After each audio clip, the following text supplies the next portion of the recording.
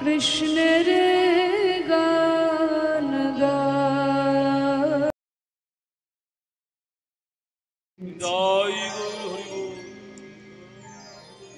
এই যে কীর্তন গান শ্রবণ করার জন্য আপনারা দিন রাত্রি ব্যাপী বসে আছেন, সারাদিন ব্যাপী বসে আছেন, সারা রাত্রি ব্যাপী আপনারা মধুর হরিনাম সংকীর্তন আস্বাদন করবেন। বাংলা সাহিত্যের অন্যতম সাহিত্য হচ্ছে কীর্তন, এবং সেই সঙ্গে ভাব রসে সম্মিলিত হয়ে কীর্তন একটা অন্য জায়গায় গ্রহণ করেছে। তাই কীর্তনের রস যারা আস্বাদন করেছে তারা বারবার ছুটে যায় এবং এই রস আস্বাদন করে যেন তাদের প্রাণ ভরে না, মন ভরে না। এই তো আপনাদের মতো ভক্তরা, এই যে সামনে যতগুলো মুখ দেখতে পাচ্ছি, সমস্ত জায়গায় এই মুখগুলো দেখতে পাই। হরি বল, হরি বল। এই আস্বাদন করে আপনাদের মন ভরে না। হ্যাঁ, হরি নামের মধ্যেই আপনারা ডুবে থাকতে চান, হরি নাম আপনারা এতই ভালোবাসেন। তা এই হরিনাম কলিযুগে এই কীর্তন গানের মধ্যে দিয়েই ঈশ্বরের সাধনা এবং সেই সঙ্গে সঙ্গে সাহিত্যের একটা বড় দিক হচ্ছে আমাদের এই কীর্তন গান। আমাদের বাংলায় সোনার খনি নাই, আমাদের বাংলায় হীরের খনি নাই, কিছু কয়লার খনি রয়েছে। হ্যাঁ, কয়লার খনি কিছু রয়েছে, কিন্তু সব থেকে মূল্যবান যে সম্পদ আমাদের বাংলায় রয়েছে সেটা হচ্ছে এই পদাবলী সাহিত্যের সম্পদ। এটা একটা বিরাট বড় সম্পদ। 800 বছরের পুরনো ইতিহাস, 800 বছর আগে থেকে এই কীর্তন প্রচলন। প্রথমেই যে জয়দেবের যে অষ্টতাল আমরা গাই বদশী গানে, 800 বছর পুরনো সেই তাল এখনো কিন্তু গুরু পরম্পরা ধরে সেই গানগুলো এখনো জীবিত রয়েছে এবং আপনাদের মতো ভক্তদের জন্যই এগুলো এখনো গাওয়া হচ্ছে। এই পদাবলীর সাহিত্যের যে একটা বিশাল সম্পদ আমাদের বাংলায় রয়েছে, চৈতন্য মহাপ্রভু কৃপা করে আমাদেরকে দিয়েছেন। কিন্তু আজকে আমরা যার কথা আস্বাদন করব, হরিদাস ঠাকুরের কথা আমরা আস্বাদন করব। মহাপ্রভুর সঙ্গে কেমন করে মিলিত হয়েছিলেন। মহাপ্রভুর জন্মের 35 বছর আগে তিনি জন্মগ্রহণ করেছিলেন। মহাপ্রভু জন্মের 35 বছর আগে তিনি জন্মগ্রহণ করেছিলেন।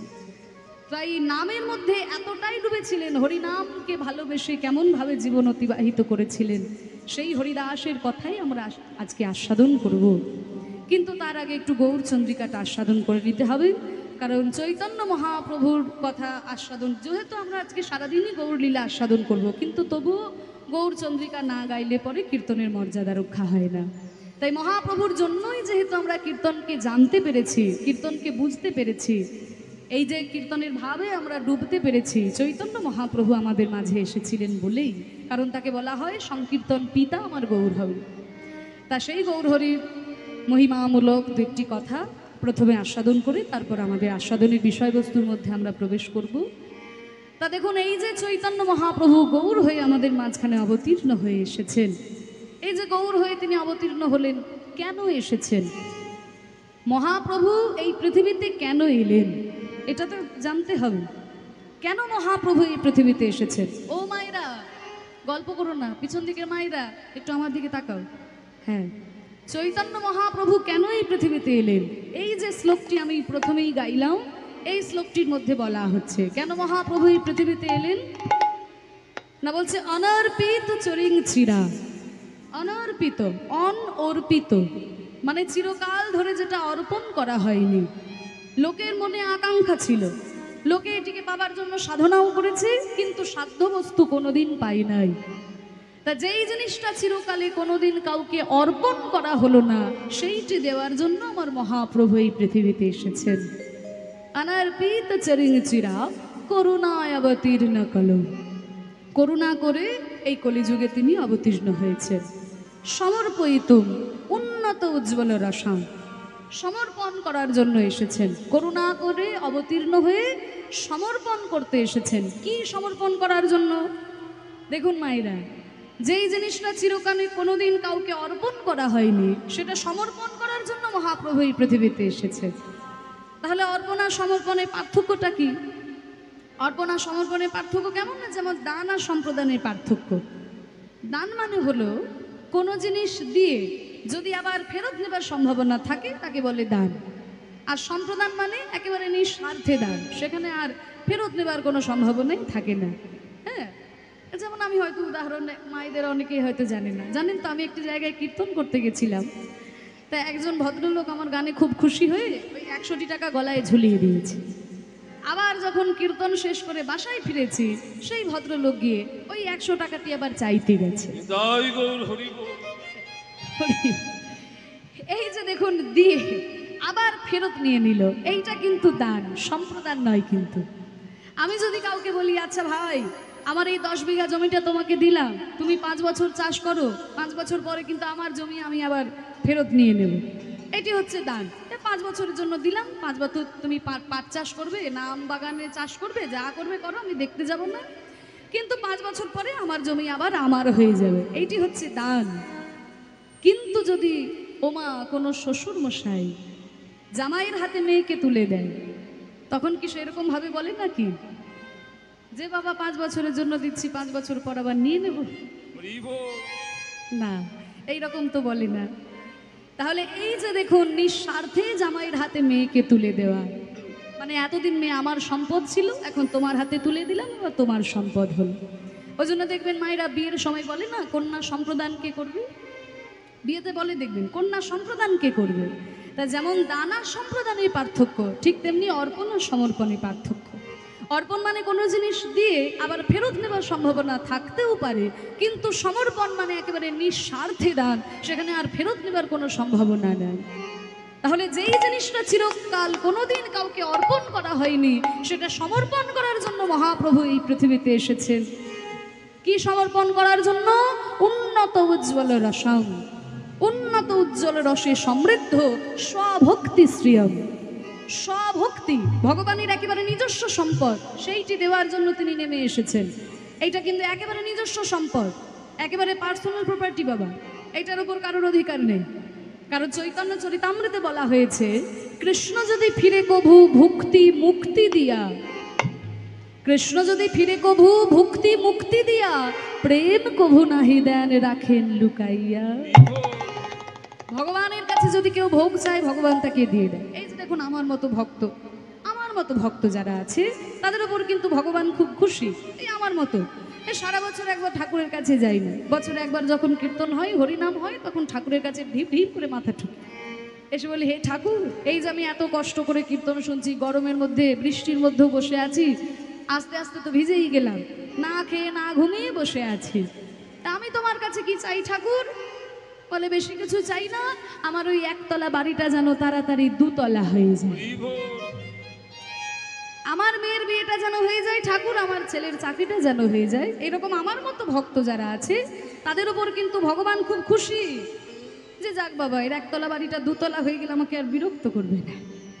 আমার কথা নয়, চরিতামৃতে বলছে, কৃষ্ণ যদি ফিরে কবু ভুক্তি, ভুক্তি মানে ভোগ, ভোগ 2 প্রকারের, ইহলৌকিক ভোগ আর পারলৌকিক ভোগ। বলে, মা গো, ইহলৌকিক ভোগটা তো বুঝলাম, কিন্তু আবার পারলৌকিক ভোগ আবার কি জিনিস? পারলৌকিক ভোগ মানে হচ্ছে মরে যাওয়ার পরে স্বর্গে গিয়ে অপ্সরাদের সঙ্গে নৃত্য করা, এটা হচ্ছে পারলৌকিক ভোগ। তাহলে যদি কেউ ইহলৌকিক ভোগ চায়, পারলৌকিক ভোগ ভগবানের কাছে চায়, ভগবান তাকে দিয়ে দেয়, যে যাও, ভোগ তোমাকে দিয়ে দিলাম। আবার যদি কেউ বলে, না ঠাকুর, আমার এই ভোগ বিলাসের দরকার নাই, এই মায়ার জগৎ আমার ভালো লাগছে না, এই মায়ার জগৎ থেকে তুমি আমাকে মুক্তি দাও, ভগবান সেটাও দিয়ে দেয়, যাও বাবা, মুক্তিও দিয়ে দিচ্ছি। কিন্তু যদি কোনো ভক্ত এসে বলে, ঠাকুর, এই যে আমি এত কষ্ট করে তোমার কীর্তন শুনছি, আমি কিন্তু তোমার কাছে টাকা পয়সা ধন সম্পত্তি চাই না, আবার তোমার কাছে মুক্তিও চাই না, আমি তোমার কাছে কি চাই না, আমি তোমার কাছে তোমার ওই রাঙা 2 চরণ চাই। হরি বল, হরি বল। যদি কোনো ভক্ত এসে বলে, আমি তোমার রাঙা 2 চরণ চাই, কৃষ্ণ কিন্তু সেখান থেকে 10 হাত দূরে, মনে মনে চিন্তা করে, এই কেন এলো রে বাবা কীর্তন শুনতে? চরিতামৃতে বলেছে, কৃষ্ণ যদি ফিরে কভু ভুক্তি মুক্তি দিয়া, প্রেম কভু নাহি দেন রাখেন লুকাইয়া। তাহলে যেই ভগবান এত কৃপণ, কোনোদিন কাউকে প্রেম তিনি দান করেন না, সত্য যুগে কাউকে প্রেম দিল না, ত্রেতা যুগে কাউকে দিল না, দাপর যুগে তো বৃন্দাবনের বাইরে কাউকে প্রেম দিল না, সেই ভগবান কলি যুগে এসে হঠাৎ কেন এত দয়ালু হয়ে গেলেন? কি বাবা, যাকে তাকে প্রেম বিতরণ করছেন, এমনকি ঝাড়খণ্ডের পথে যেতে যেতে বাঘকে পর্যন্ত গলায় জড়িয়ে ধরে প্রেম দিচ্ছেন। তাহলে কেন ভগবান হঠাৎ এত দয়ালু হয়ে গেলেন? কি গো, হঠাৎ যদি কোনো কৃপণ মানুষ দয়ালু হয়ে যায় তা সবাই বলবে না লোকটা পাগল হয়ে গেছে? মানে মনে করুন একটা হার কিপটে লোক, কি মাইরা হার কিপটে বোঝেন তো, মানে যাদের কিপটেমি একেবারে হারের মধ্যে ঢুকে আছে, ছাড়ানো সম্ভব নয়, তাদেরকে বলে হার কিপটে। ওই চায়ের মধ্যে যদি একটা মাছি পড়ে তা মাছিটাকেও ধরে যায়নি তাই। আবার ধূপকাঠি দেখাতে দেখাতে বাবা বেশি যেন জ্বলে না যায়, তাড়াতাড়ি দেওয়ালে গুঁজে দেয়, কালকে অর্ধেকটা দেখানো হয়ে যাবে। হরি বল। এই হরি নামের চাঁদা চাইতে গেলে ছেঁড়া একটা 10 টাকার নোট চাল থেকে বের করে দেয়। এইরকম একটা হার কিপটে লোক যদি কীর্তনের আসরে দাঁড়িয়ে হঠাৎ করে বলতে শুরু করে যে আমার আর বিষয় সম্পত্তি কিছু ভালো লাগছে না, আমার টাকা পয়সা দরকার নাই, আমি সব ব্রাহ্মণ বৈষ্ণবদের দান করে দেব, তা সবাই বলবে না লোকটা পাগল হয়ে গেছে? তাহলে যেই ভগবান কোনোদিন কাউকে প্রেম দিল না, সত্য যুগে দিল না, ত্রেতা যুগে দিল না, দাপর যুগে বৃন্দাবনের বাইরে কাউকে প্রেম দিল না, সেই ভগবান কলি যুগে এসে হঠাৎ কেন এত দয়ালু হয়ে গেলেন? বলে কেন হয়েছে জানো না? দশচক্রে ভগবানও ভূত হয়ে যায়। 10 জনের চক্রে যদি পড়ে তবে ভগবানকেও হার মানতে হয়। 10 জন কে কে? ললিতা, বিশাখা, চিত্রা, চম্পক, লতা, রঙ্গদেবী, সুদেবী, তুঙ্গবিদ্যা, ইন্দুরেখা, এই 8 জন সখী, আর রয়েছেন রাধারানী, আর আড়ালে রয়েছেন বুড়িমা। বুড়িমা যিনি যোগমায়া শক্তি। ভগবান শ্রীকৃষ্ণ এই 10 জনের চক্রে পড়েছেন। সখীরা সকলে গোবিন্দের কাছে এসে বলল, বধূ তুমি তো আমাদের রাধারানীর কাছে প্রেম ঋণ নিয়েছো, কিন্তু সেই ঋণ তো তুমি শোধ দেবার কোনো নামগন্ধই করলে না। তাহলে হইল কি? সুদের সুদ তার সুদ, বেড়ে বেড়ে তোমার সুদ এত বেশি হয়ে গেছে যে আসলের থেকে তোমার সুদ অনেক বেশি হয়ে গেছে। তুমি যদি সারা দাপর যুগ ধরে প্রেম বিতরণ করে বেড়াও তবুও যে তোমার এই প্রেমের ঋণ শোধ হবে না। তা গোবিন্দ বললেন, আমার কি কোনোদিনই প্রেমের ঋণ শোধ হবে না? বলে হ্যাঁ শোধ হবে। কবে হবে জানো? যেদিন তুমি ওই নদিয়ায় কলিজীবের দাঁড়ে দাঁড়ে কাউকে যোগ্য বিচার না করে তোমার ওই গোলকের প্রেমে ধন সবাইকে বিলাতে পারো, তুমি সেদিন ঋণের খালাস পাবে। তুমি সেদিন খালাস পাবে। তুমি সেদিন খালাস পাবে।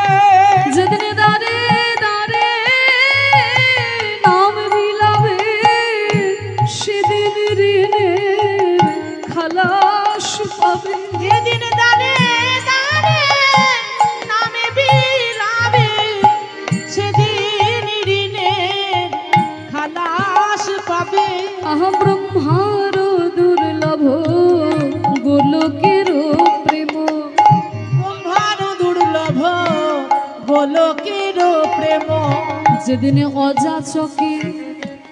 অযাচকে যে চাইবে তাকে তো দেবে, যে চাইবে না তাকেও প্রেম দেবে। জগাই মাধাই প্রেম তো চাইনি, চাঁদ কাজী প্রেম তো চাইনি, জঙ্গলের বাঘ প্রেম তো চাইনি, যেচে সেদে হাতে পায়ে ধরে দেবে। যেদিন অযাচকে দিবে আনি, অযাচকে দেবে আনি। বীর চন্দ্রে কয় তবে করিবে, চন্দ্রে কয় তবে করিবে। খালাস পাইবে তুমি, খালাস পাইবে তুমি। খালাস পাইবে। চন্দ্রে কয় তবু করিবে খালাস পাইবে যেদিন ব্রহ্মার দুর্লভ গোলকের প্রেম সবাইকে যেচে সেধে বিলাতে তুমি পারবে, সেই দিন তুমি এই প্রেমের ঋণ থেকে খালাস পাবে। সেই গোলকের প্রেম ধন আমাদের মতো কলি হয়তো জীবের দ্বারে দ্বারে অকাতরে অবিচারে নিঃস্বার্থে বিতরণ করার জন্যই সেই গোলক হতে আমাদের মাঝখানে তিনি নেমে এসেছেন। তার লীলা, তার রূপ, তার গুণ আমরা সাধারণ মানুষই বুঝতে পারবো কেমন করে? তার যে কত রূপে তিনি লীলা করেছেন, তার লীলা আমরা কি করে বুঝতে পারবো? কারণ তার স্বরূপটি কেমন কবি বলেছেন না, তুমি অরূপ স্বরূপ সগুণ নির্গুণ দয়াল ভয়াল হরি হে, আমি কি বা বুঝি আমি কি বা জানি, আমি কেন ভেবে মরি হে, তুমি অরূপ স্বরূপ সগুণ নির্গুণ দয়াল ভয়াল হরি হে, আমি কি বা বুঝি আমি কি বা জানি, আমি কেন ভেবে মরি হে।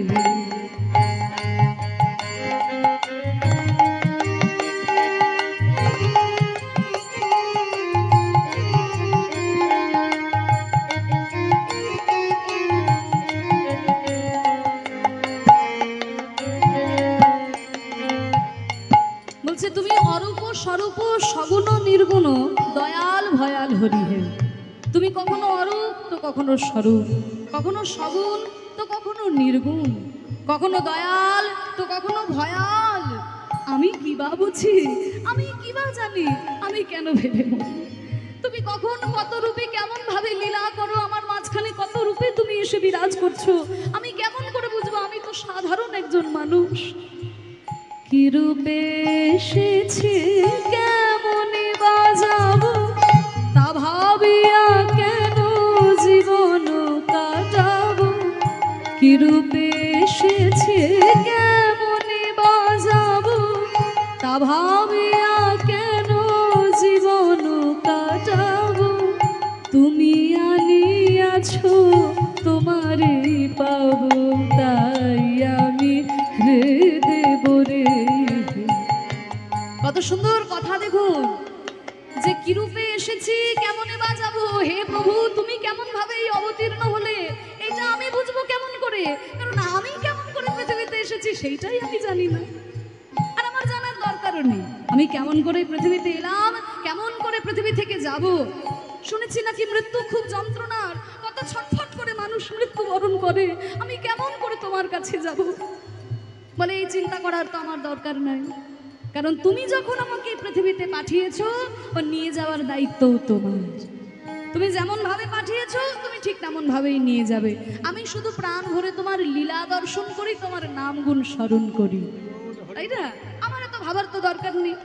মনে করুন কোনো বাচ্চা ছেলে যদি বাবার হাত ধরে মেলা দেখতে আসে, সে কিন্তু মেলাতে এসে দেখে কোথায় একটা নাগরদোলনা বসেছে, কোথায় একটা বন্দুক রয়েছে, কোথায় ফুচকা বসেছে, কোথায় বাদাম ভাজা, এই সব নানান দিকে তার নজর থাকে। বাচ্চা ছেলে কি চিন্তা করে যে আমি বাড়ি ফিরবো কি করে, বাস পাবো কিনা, অটো পাবো কিনা, রিক্সা পাবো কিনা?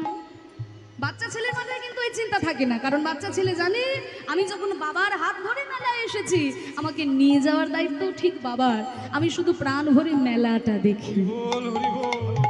তাই বাচ্চা ছেলে দেখে কোথায় নাগরদোলনা বসেছে, কোথায় ফুচকা বাদাম ভাজা বসেছে, তার মাথায় চিন্তা থাকে না যে আমি ট্রেন পাবো কিনা, রিক্সা পাবো কিনা, বাস পাবো কিনা, কারণ জানি বাবার হাত ধরে যখন এসেছি বাবা আমাকে ঠিক সঙ্গে করে নিয়ে যাবে। তাই হে প্রভু তুমি আমাকে যখন পৃথিবীতে পাঠিয়েছো, ও নিয়ে যাওয়ার দায়িত্ব তোমার, আমি শুধু প্রাণ ভরে তোমার নাম গুণ লীলা দর্শন করি আর তোমার নাম স্মরণ করি। কি রূপে এসেছি কেমনে বাজাবো, তা ভাবিয়া কেন জীবন কাটাবো, তুমি আনিয়াছো তোমারই পাবো, তাই আমি হৃদয় বরি, তুমি অরূপ স্বরূপ সগুণ নির্গুণ।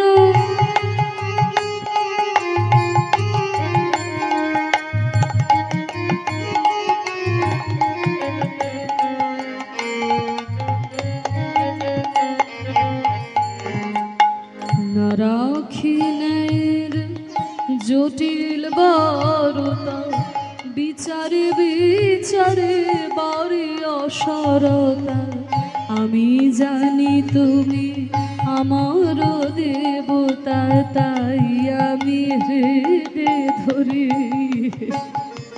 না রাখিলে জটিল বরতা, বিচারে বিচারে বারে অসারতা। না না, বিচার করতে যাবেন না বাবা, কারণ আমাদের সনাতন ধর্মের এত বৈচিত্র্যতা রয়েছে যে আপনি বিচার করতে গেলে রসাতলে চলে যাবেন। বিচার যদি আপনি করতে যান রসাতলে চলে যাবেন। বিচারে বিচারে বারে অসারতা, আমি জানি তুমি আমার দেবতা, তাই আমি হৃদয় ভরি। এই যে গতকালই তো ছিল এই শ্রাবণ মাসের শেষ সোমবার, তাই না? কত কত ভক্ত তারা সবাই বাঁকে করে জল, গঙ্গা থেকে জল নিয়ে বাবা ভোলানাথের মাথায় ঢাললেন। কত কত দূর দূরান্ত থেকে তারা কত কষ্ট করে বাবার কাছে গেল, কতজন তারকেশ্বরে যায়। এবার একটা ওই লোকটাই শুধুই কি ভোলানাথের পুজো করে? ওই লোকটা যখন গত পরশু দিনকে রাত্রেবেলায় তারকেশ্বরে যাচ্ছে, তারকেশ্বরে যেতে যেতে কি বলছে? ভোলে বাবা পার করেগা, ভোলে বাবা পার করেগা। আবার ওই লোকটাই যখন দেখবেন বৃন্দাবনে যাবে, রাধে রাধে বলে চিৎকার করছে। আবার ওই লোকটাই যখন নবদ্বীপে আসছে, তখন জয় মহাপ্রভু বলছে, তাই জয় গৌর হরি বলছে। আবার ওই লোকটাই যখন তারাপীঠে যাচ্ছে, জয় তারা। জয় তারা। তাহলে দেখো, অন্যান্য ধর্মের লোকেরা দেখে মনে করে এই কি রে বাবা, এই একই মুখে কত ভগবানের নাম করছে। এখনই দেখলাম যে শিব ঠাকুরের নাম করতে করতে যাচ্ছে, এখনই আবার রাধা নাম গাইছে, এখনই নিত্যানন্দের নাম গাইছে, এত ভগবানের নাম করার দরকার কি আছে? বলে শোনো, আমরা জানি যে আমরা যেই রূপেই তাকে ডাকি না কেন, তিনি হচ্ছেন আমার পরম আরাধ্য ভগবান, তিনি হচ্ছেন পরম ব্রহ্ম। তার স্বরূপ আলাদা, নানান রূপে তিনি বিরাজ করেন, ভক্তের কাছে নানান রূপে তিনি ধরা দেন। তার স্বরূপটা বিভিন্ন জায়গায় আলাদা, কিন্তু তিনি আলাদা কোনো মানুষ নয়, তিনি একই পরম ব্রহ্ম। মনে করুন, আমার মা যদি কখনো শাড়ি পরে তাহলে সেটা আমার মা, আর আমার মা যদি শাড়ি না পরে কখনো জিন্সের প্যান্ট পরে, তাহলে কি আমার মা বদলে যাবে? যদিও আমার মা কোনোদিন জিন্সের প্যান্ট পরবো বলে ভাবতেই পারে না, তবে এখনকার মেয়েরা তো পরে কি জিন্সের প্যান্টও পরে, আবার কত রকমের পোশাকও পরে। একটা বাচ্চা ছেলে, তার কাছে তার মা যদি শাড়ি পরে তবে মায়ের কোলে উঠবে, আর যদি চুড়িদার পরে তাহলে মায়ের কোলে বাচ্চা ছেলে উঠবে না। বাচ্চা ছেলে কিন্তু জানে যে আমার মা শাড়ি পরলেও আমার মা, চুড়িদার পরলেও আমার মা, অন্য পোশাক পরলেও আমার মা। মা কিন্তু বদলায় না, মায়ের পোশাকটা বদলায়। ঠিক তেমনি ভগবান যদি কৃষ্ণরূপে বিরাজ করছেন, তিনিও সেই পরম ব্রহ্ম। তিনি কখনো কালী রূপে বিরাজ করছেন, কখনো শিব ঠাকুর রূপে বিরাজ করছেন, জগন্নাথ রূপে বিরাজ করছেন। যেই রূপেই তিনি আসুন না কেন, তিনি কিন্তু আমার সেই পরম আরাধ্য ভগবান। নানান রূপে আমি তাকে দর্শন করি। ভক্ত যেমন ভাবে তাকে দেখতে চায়, ভগবান তেমন ভাবেই তাকে দর্শন দেয়। তাই কবি লিখেছেন, তাই বলে ডাকি প্রাণ যাহা চায়, ডাকিতে ডাকিতে জীবন জুড়ায়। ভক্তের কাছে ভগবান নানান রূপে ধরা দিয়েছে। এটা নিয়ে যদি আপনি বিচার করেন তাহলে কি হবে? রসাতলে চলে যাবে। আপনি কৃষ্ণ ভক্ত বলে আপনি কালী ভক্তকে কখনো অপমান করতে পারেন না, কিন্তু তিনিও একই রূপে পরম ব্রহ্মের সাধনা করছেন। তাই বলছে, তাই বলে ডাকে প্রাণ যাহা চায়, ডাকিতে ডাকিতে জীবন জুড়ায়। যখন যে রূপে প্রাণ ভরে যায়, তাই দেখি প্রাণ ভরে। তুমি অরূপ স্বরূপ সগুণ নির্গুণ, দয়াল ভয়াল হরে। আমি কি বা বুঝি, আমি কি বা জানি, আমি কেন ভেবে মরে। তুমি অরূপ স্বরূপ সগুণ নির্গুণ, দয়াল ভয়াল হরে। আমি কি বা বুঝি, আমি কি বা জানি, আমি কেন ভেবে মরে। নিতাই গৌর প্রেমানন্দে হরি হরি বল হরি বল। তাই ভগবান আমাদের মাঝখানে নেমে এসেছেন ভক্তের ভাবকে অঙ্গীকার করে, সেই ভক্তের প্রেমকে দান করার জন্য আমাদের মাঝখানে অবতীর্ণ হয়েছেন। তাই পদকর্তা মহাপ্রভু সম্পর্কে বলছে, প্রেম সিন্ধু গোড়া রায়, নিতাই তরঙ্গতায়, করুণার বাতাস চারিপাশে। মহাপ্রভু হচ্ছেন প্রেমের সাগর, আর সেই সাগরের ঢেউ হচ্ছে নিত্যানন্দ। সাগরে ডুবতে গেলে আগে যেমন ঢেউয়ের ওপর সাঁতার কাটা শিখতে হয়, ঠিক তেমনি অপ্রাকৃত জগতে যদি কেউ মহাপ্রভুর প্রেমের সাগরে ডুবতে চায়, নিত্যানন্দের চরণ আশ্রয় না করলে পরে মহাপ্রভুর প্রেমের সাগরেও ডোবা যাবে না। তাই বলি আমার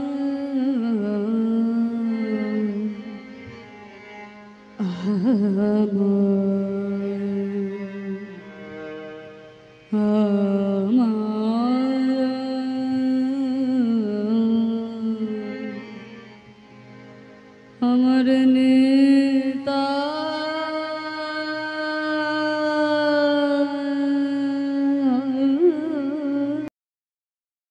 গোরা